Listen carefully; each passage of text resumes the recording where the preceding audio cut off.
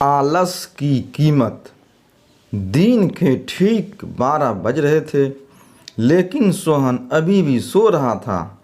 उसकी माँ सुमित्रा ने आवाज़ दी, सुमित्रा, उठ जा बेटा, देख सूरज सर पर चढ़ आया है, कब तक सोता रहेगा। लेकिन सोहन पर कोई असर नहीं हुआ।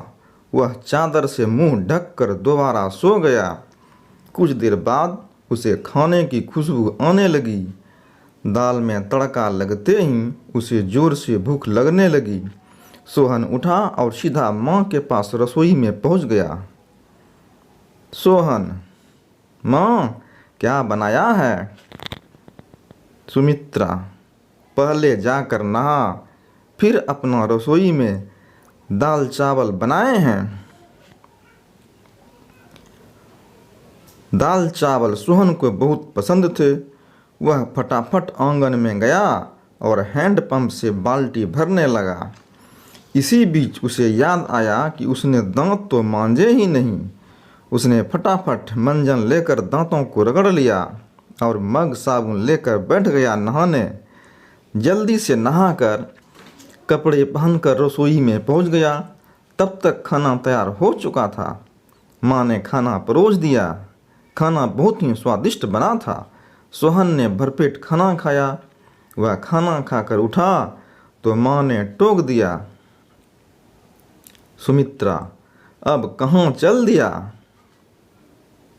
सोहन, माँ लगता है खाना कुछ ज़्यादा ही खा लिया।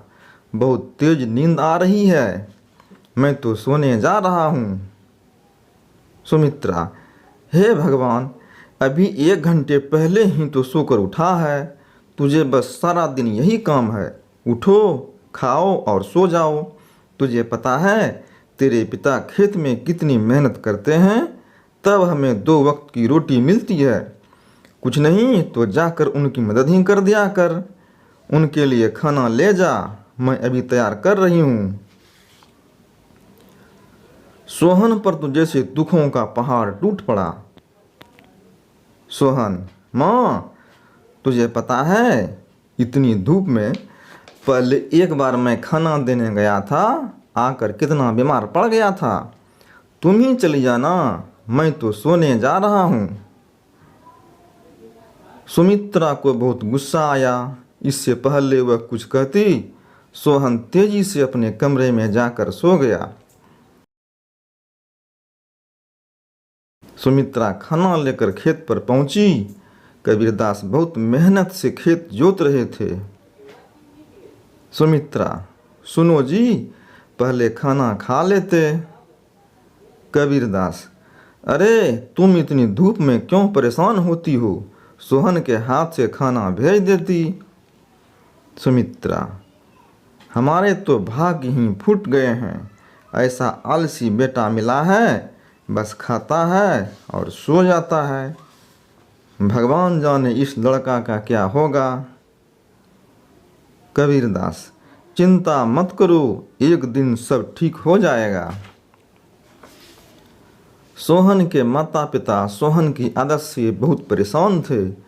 वह कोई भी काम नहीं करता था, बस सारा दिन सारी रात सोता रहता था। एक दिन सोहन के पिता ने कहा, कबीरदास, बेटा मैं खाद और यूरिया लेने शहर जा रहा हूँ। 2 दिन लग जाएंगे, फसल तैयार होने वाली है। तू सुबह खेत पर चले जाना और सारा दिन वहीं रहना। शाम को खाना खाकर रात को वहीं सोने चले जाना। कहीं कोई जानवर खेत में न घुस जाए या कोई और हमारी फसल को नुकसान न पहुंचा दे। सोहन, पिताजी मुझसे ये सब नहीं हो पाएगा, आप माँ को बोल दीजिए। कबीरदास, नालायक, खेत की देखभाल आदमियों का काम होता है। अगर मुझे पता लगा तू खेत पर नहीं गया या फसल को नुकसान हो गया तो तेरी खैर नहीं। सोहन डर गया। वह पिता के जाने के बाद माँ से बोला, सोहन, माँ सुबह जगा देना, नहीं तो पता नहीं पिताजी क्या करेंगे। सुमित्रा मोहन को सुबह 4 बजे जगा देती है। सोहन हाथ में फावड़ा लेकर खेत में पहुंच जाता है। वहां जाकर देखता है चारों ओर ठंडी हवा चल रही थी। वह एक पेड़ के नीचे बैठ जाता है। तभी उसे हल्की हल्की रोशनी नजर आती है। पूरा खेत लाल रोशनी से भर जाता है। सोहन ने यह सब पहली बार देखा था। वह आश्चर्य से सब देखता रहा। कुछ ही देर में सूरज उगने लगा। यह देख सोहन को बहुत आश्चर्य हुआ। कुछ ही देर में सभी गांव वाले खेत में काम करने आ गए। सब अपने अपने खेत पर काम कर रहे थे। सोहन पेड़ के नीचे बैठा था। तभी उसके पास के खेत से माधो काका आए। माधो काका, सोहन, मेरे खेत में पानी लग गया। अब तू अपने खेत में पानी काट ले। सोहन, काका, मुझे तो कुछ पता नहीं। ये सब तो पिताजी ने कभी नहीं बताया। माधो काका, बेटा, कभी पिता के साथ खेत पर आया है तो तुझे पता होता। माधो काका ने अपने बेटे को बुलाकर पानी सोहन के खेत की ओर कर दिया। माधो काका, जब पूरा खेत भर जाए तो हमें बता देना। सोहन बैठकर देखता रहा, लेकिन सुबह जल्दी उठने के कारण उसे नींद आ गई। खेत में पानी बहुत ज़्यादा भर गया। तभी माधो काका दौड़ते हुए आए। माधो काका, नालायक, यहाँ सोने आया था। अपने पिता की सारी मेहनत बर्बाद कर दी। सारी फसल नष्ट हो गई। सोहन हड़बड़ाकर उठा। उसका खेत पानी से लबालब भरा हुआ था। माधो काका ने जल्दी से पानी दूसरी ओर काटा, लेकिन तब तक बहुत देर हो चुकी थी। लगभग आधी फसल खराब हो चुकी थी। सोहन, काका, अब कुछ नहीं हो सकता है क्या? माधो काका, नहीं बेटा, तैयार फसल का ध्यान बच्चे की तरह रखना पड़ता है। समय से पानी देना, खाद देना, जानवरों से बचाना। इसलिए हम दिन रात खेत पर रहते हैं। अब तो भगवान ही मालिक है। सोहन पेड़ के नीचे बैठा रोता रहा। दोपहर को सुमित्रा खाना लेकर आई। उसे सब पता लगा तो उसने भी सोहन को बहुत डांटा। शाम को सोहन घर नहीं आया, ना ही उसने खाना खाया। उसकी भूख, प्यास, नींद सब उड़ चुकी थी। अगले दिन जब कबीरदास घर वापस आए तो उन्होंने सोहन के बारे में पूछा। सुमित्रा ने सारी बात बता दी। कबीरदास सब छोड़कर दौड़ते हुए खेत पर पहुंचे। उन्होंने देखा सोहन पेड़ के नीचे बैठा रो रहा था। आधी फसल खराब हो चुकी थी। सोहन, पिताजी, मुझे माफ़ कर दीजिए। मेरे आलस से इतना बड़ा नुकसान कर दिया। आप चाहें तो मुझे पीट लीजिए। कबीरदास, नहीं, तुझे मारने से फसल ठीक नहीं होगी। वादा कर, आज के बाद कभी आलस नहीं करेगा। चल, अब घर चल, वहीं बात करते हैं। दोनों घर आ जाते हैं। सोहन की आंखों से अब भी आंसू बह रहे थे।